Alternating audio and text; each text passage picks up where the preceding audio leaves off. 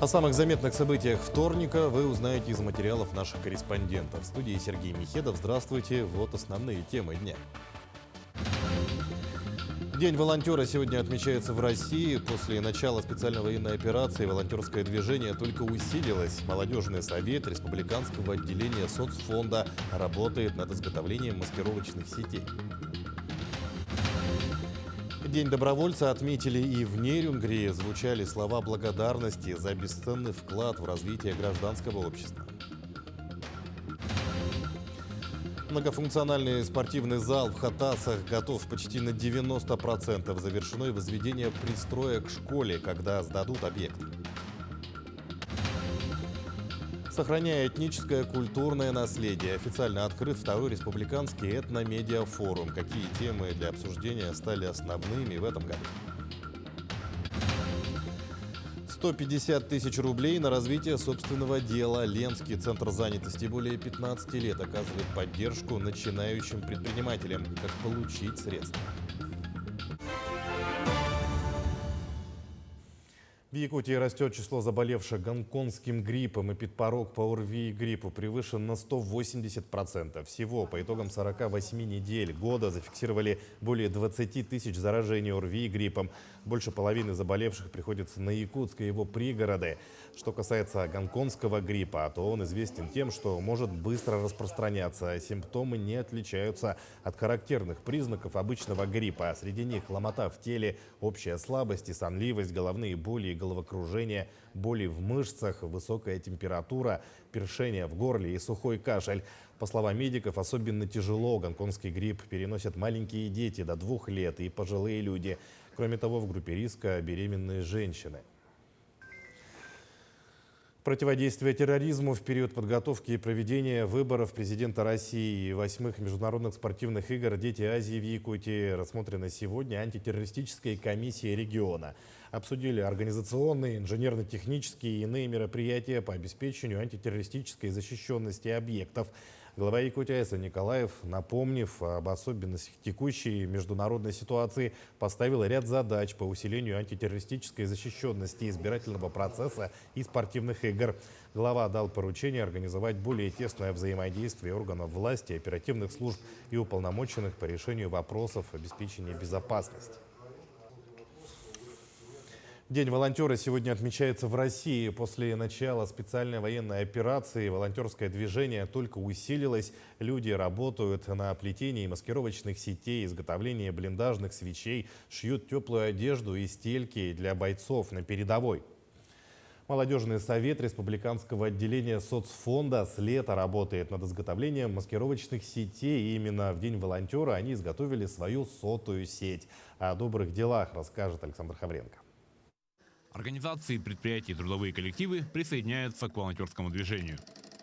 Все чаще люди, свободное от работы время, посвящают добрым делам, не требуя за это ничего взамен. В отделении Социального фонда России активная молодежь решила присоединиться к тем, кто оказывает помощь бойцам на передовой специальной военной операции. В нашем отделении работает очень много молодежи. Они все у нас очень активные, инициативные. В связи с этим мы все активно принимаем участие в республиканских, также всероссийских акциях. С лета мы принимаем активное участие по плетению сетей.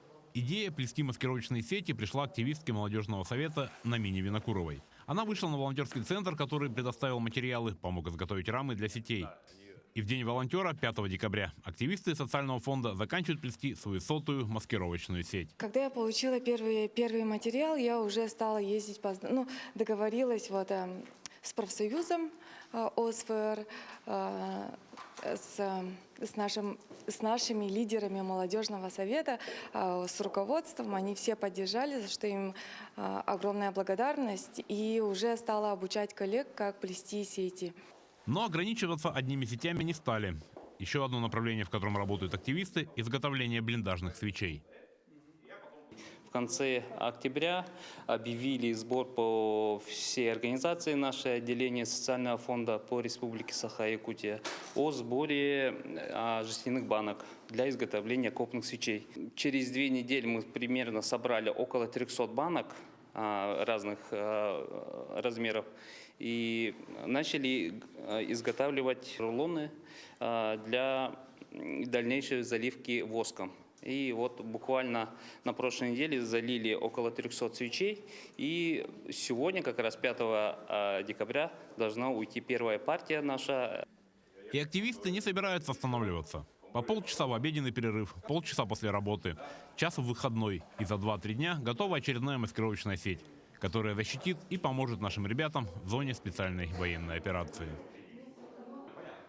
Александр Хавренко, Иван Сорокаумов, Якутск.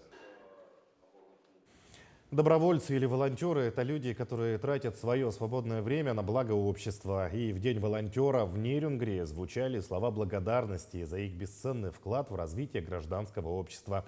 Подробности в материале Ивана Лазаренко.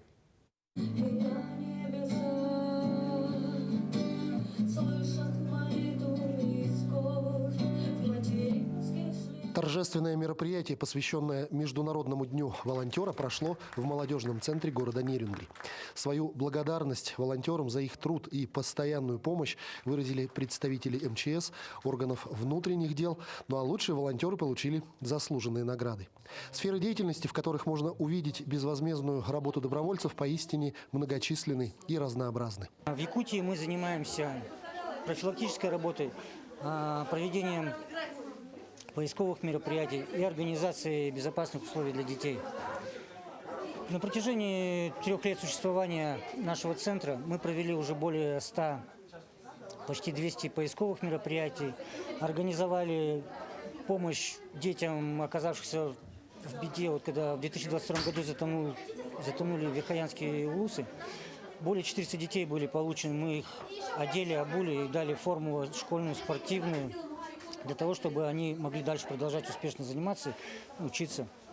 Конечно, основное направление деятельности волонтеров Национального центра помощи пропавшим и пострадавшим детям – это поиски людей в любое время года, в любую погоду. Группа инфосопровождения очень важна, потому что мы можем закрыть поиски на этапе инфопоиска. 90% поисков закрываются с помощью нас. И благодаря нам наши ребята с активного поиска могут не выходить на него, потому что человек уже будет найден.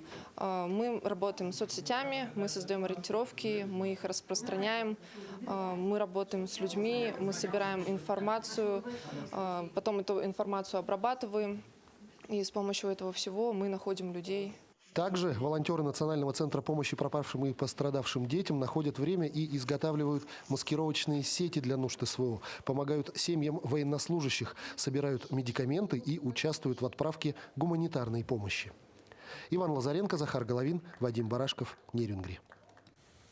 В декабре вступят в силу сразу несколько новых законов. Обзор заметных изменений подготовила наш корреспондент Марферина Алексеева.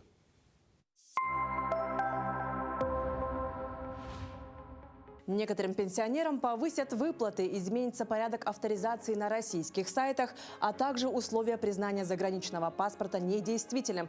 Об этом и о других новшествах последнего месяца года.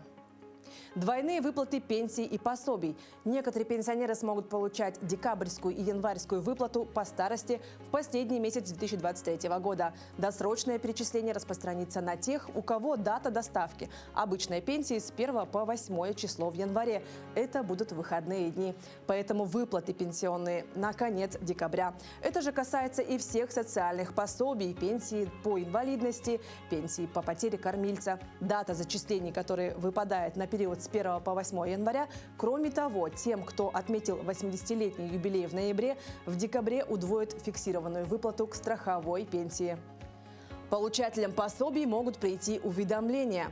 Родителям, которые получают пособие по рождению ребенка и на детей до 17 лет, могут прийти уведомления на госуслугах, если по каким-либо причинам Социальный фонд России не сможет зачислить денежные средства.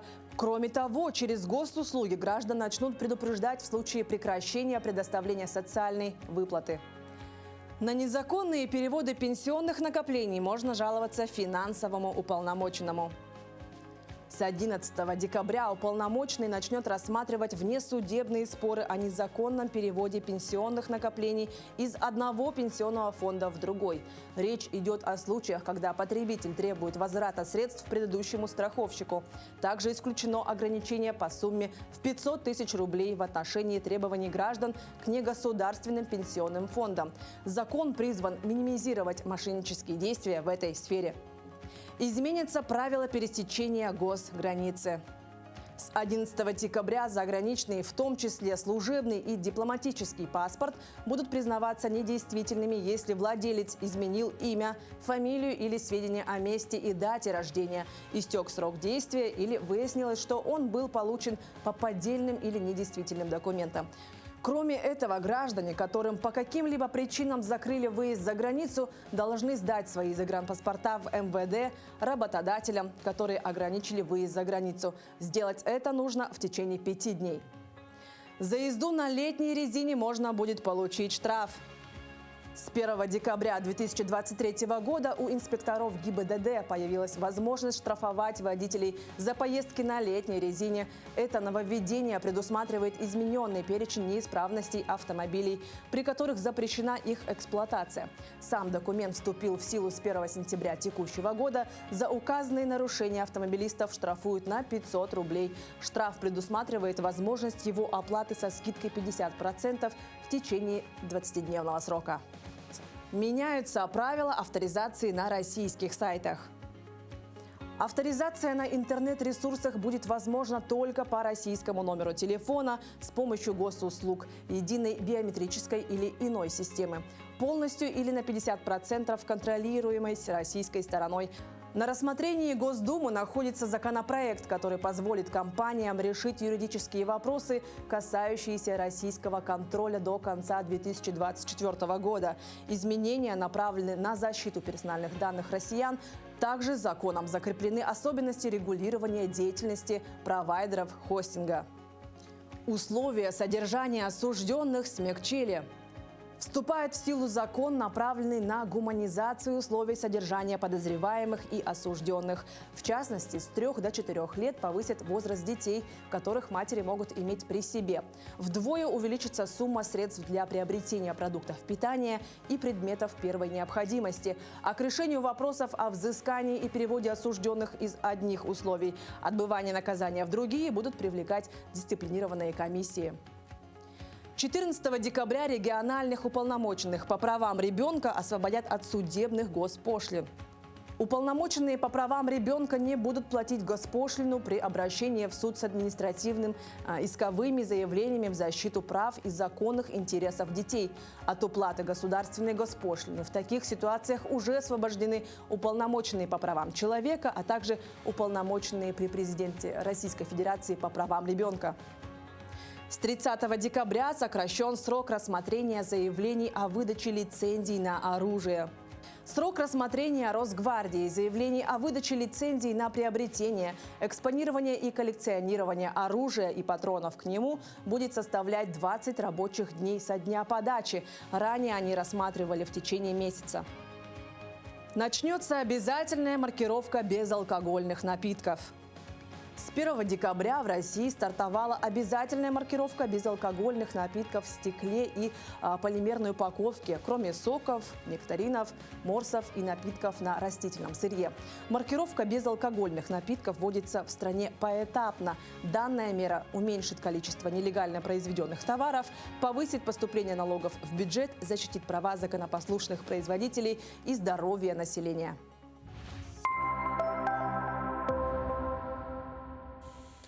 Идем далее. Многофункциональный спортивный зал в Хатасах готов почти на 90%. Напомним, старый спортзал 1985 года постройки сгорел в 2016 году. Также пристрой Хатасской школы уже сдан в эксплуатацию. На данный момент школа занята закупкой дополнительного оборудования. Подробнее в материале Даяны Федоровой. На данный момент на строительство многофункционального спортивного зала привлечены 52 рабочих. Идет укладка напольного покрытия, отделочные работы и установка внутренних инженерных коммуникаций. Объект уже строится с 2020 года. В первый год был установлен свайные фундаменты. В прошлом году был возведен каркас здания. И в этом году мы планируем к 20 декабря этот объект уже полностью сдать и получить акт в эксплуатацию. Но особых сложностей не возникало, в принципе. Сроки нормальные были. Так что пока проблем нет.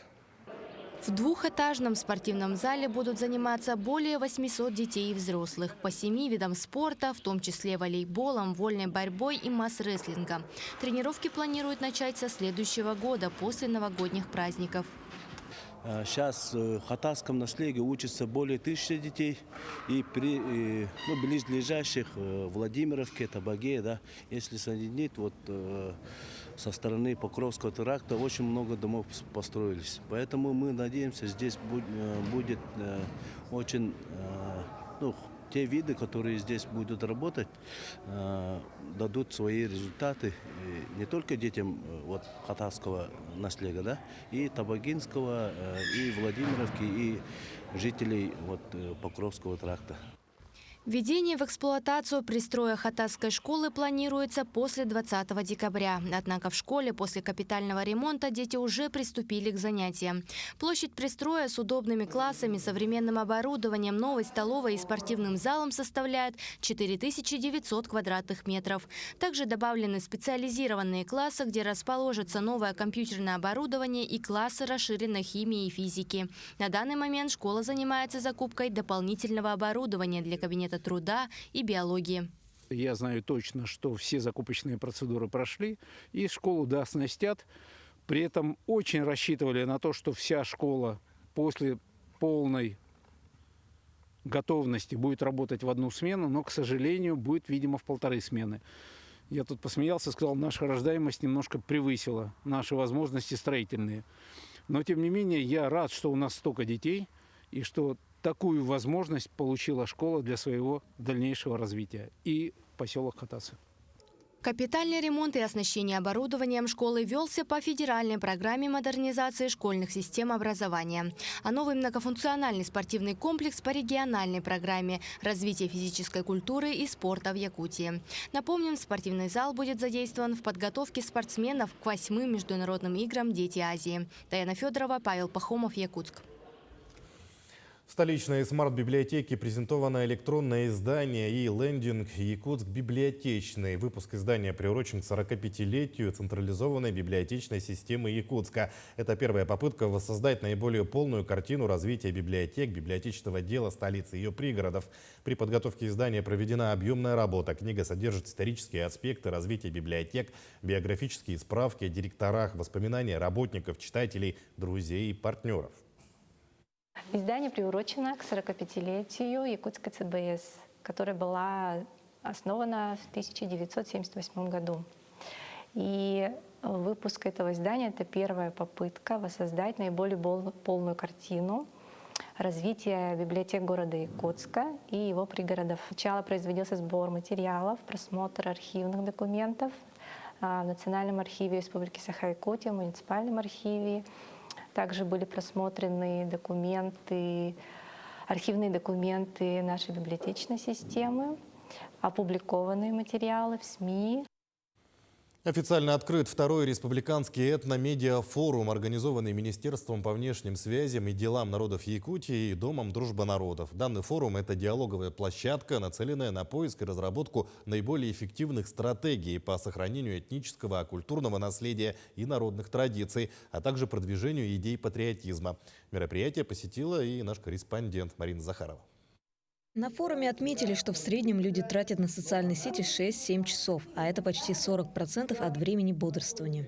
Чтобы данное времяпрепровождение носило не только развлекательный, но и познавательный характер, в республике активно проводят мероприятия, нацеленные на разработку стратегий создания материалов, способствующих сохранению культурных ценностей и укреплению дружественных отношений между народами. Мы все сегодня понимаем, что от СМИ, особенно от национальных СМИ, зависит то, как у нас в стране, в республике будет складываться межнациональный мир и согласие, чтобы не допускать межнациональных конфликтов, чтобы всегда мы создавали условия для мирного существования всех народов, проживающих у нас в республике, а их у нас 135, и слава богу, мы живем в мире и согласии, и, конечно, такие мероприятия необходимо проводить именно взаимодействие и с целью привлечения молодых журналистов. Этномедиафорум как раз нацелен на разработку стратегии создания информационного контента, что сможет стать инструментом для сохранения этнического культурного наследия и воспитания у подрастающего поколения уважения к своим истокам, своей национальности. В ходе мероприятия участники, являющиеся школьниками, студентами, представителями этнических организаций и средств массовой информации, разделились на 7 команд. Совместными усилиями они написали и опубликовали материалы об особенностях жизненного уклада нескольких народов, проживающих на территории республики – якутов, русских, бурятов, таджиков, армян, корейцев, а также представителей малочисленных народов Севера. Все эти статьи будут участвовать в конкурсе на лучшую публикацию в социальной сети. Мы хотим дать ребятам материал, и показать, что этот материал очень богат, что самое большое богатство в нас самих, поскольку мы рождены здесь, в Якутии, и в какой национальности мы родились, в этом наша уникальность. И можно посмотреть именно в этнической культуре, найти просто множество информации, о которой стоит писать, публиковать и говорить. В рамках форума также прошли музыкальная молодежная акция «Фолк-чарт» и встреча лидеров национально-культурных объединений с руководителями средств массовой информации. В ходе открытого диалога они выстроили единый план по увеличению объема информации о народах республики. Всего за 2023 год было проведено более 200 подобного рода мероприятий. К некоторым привлекались специалисты в сфере межнациональных отношений из центральных регионов России для обмена опытом. Работы по укреплению дружественных отношений между народами и сохранению национальных ценностей будут продолжены. Марина Захарова, Семен Семенов, Якутск. Якутский нож стал первым региональным брендом, зарегистрированным в качестве географического указания в республике. Об этом сообщил Айсан Николаев в своем официальном телеграм-канале. Так, Федеральная служба по интеллектуальной собственности Роспатент зарегистрировала географическое указание и предоставила исключительные права на его использование. Все члены общественной организации «Союз кузнецов» теперь имеют право использовать такое географическое указание. Наши кузнецы давно об этом мечтали. Это в первую очередь позволит защитить их изделия от контрафакта. Ведь изготовленные у нас в Якутии ножи – это гарант качества, написал глава республики. Ленский центр занятости более 15 лет оказывает поддержку начинающим предпринимателям. Предоставляется единовременная государственная выплата – 150 тысяч рублей. На нее могут рассчитывать официально безработные совершеннолетние ленчане, которые хотят открыть свое дело. Ежегодно в Ленском районе такую меру поддержки получают более 10 человек, рассказывает Светлана Болеева. Екатерина Щегловская тоже воспользовалась поддержкой от государства в размере 150 тысяч рублей. 5 лет назад девушка обратилась в Центр занятости населения, предоставила свой бизнес-план, защитила его перед комиссией и получила назначенную сумму. Сегодня у Екатерины своя фитнес-студия. Бизнес девушки успешно развивается. На те средства, которые мне выделили, я купила, прежде всего, кассовый аппарат, прошла курсы по использованию кассового аппарата и также по некоторым налоговым моментам. Также я закупила инвентарь. Сейчас конкуренция в нашем городе достаточно большая, поэтому, чтобы заинтересовать людей, чтобы к тебе люди приходили, конечно, необходимо закупать какой-то новый инвентарь, какие-то новые программы реализовывать. Поэтому, конечно, субсидия мне в этом очень помогла.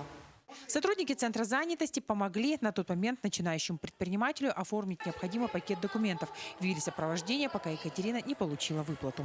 Ксения Якушова, владельца салона красоты, в начале своей предпринимательской деятельности тоже получила государственную поддержку от Центра занятости. На тот момент эти деньги мне помогли для покупки дополнительного оборудования. И спустя 4 года мой бизнес успешно развивается. Девочки, которые работают в Центре занятости, дали очень хорошую консультацию, рассказали, какие документы нужно было собрать для заявки и помогли с составлением бизнес-плана. Сейчас на самом деле очень много различных поддержек в республике для того, чтобы открыть свое дело и развиваться. И, конечно, это помогает в начальном развитии. Ежегодно в Ленском районе появляется более 10 начинающих предпринимателей. Это и массажисты, косметологи, мастера маникюра, фитнес-тренера, ленчане, занимающиеся народным промыслом, выпечкой тортов, ремонтом бытовой техники и многие другие. Получить поддержку могут не все. Есть определенные ограничения. Многие к нам обращаются, идут в администрацию, видно, за поддержкой, кто уже открыл ЕП. Их посылают к нам. И мы им отказываем по той простой причине, что они уже являются индивидуальными предпринимателями, а мы непосредственно выдаем финансирование для создания, то есть для себя занятия. То есть должен быть официально безработным, встать к нам на учет, пройти обучение. Мы обучаем бесплатно на курсы ОПД. Это основа предпринимательской деятельности. Они у нас онлайн, бесплатные.